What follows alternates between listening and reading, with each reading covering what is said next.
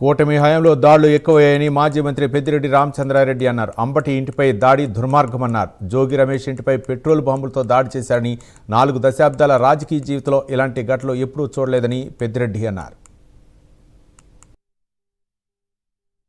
అంబటి రాంబాబు గారు ఏదైనా మాట మాట్లాడేవాడు తప్ప చాలా సౌమ్యుడు. మరి అతని మీద ఇంత దారుణంగా ఇక్కడ దాడి చేయడం, ఇంటినంతా కూడా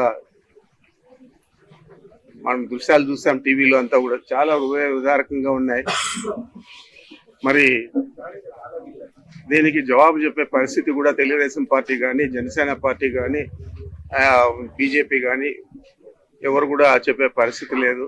మరి ఈ సంఘటన తర్వాత ఒక బీసీ నాయకుడు, మాజీ మంత్రి జోగి రమేష్ ఇంటి మీద కూడా పెట్రోల్ బాంబులతో దాడి చేయడం జరిగింది. మరి ఇవన్నీ చూస్తా ఉంటే ఈ కూటమి ప్రభుత్వం ఎక్కడికి పోతా ఉంది?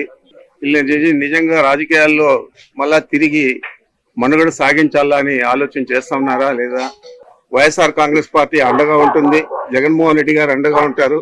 తప్పకుండా దీనికి ప్రతిఫలం చేసిన వారందరూ కూడా అనుభవించక తప్పదని చెప్పి మీ ద్వారా తెలియజేస్తా ఉన్నారు.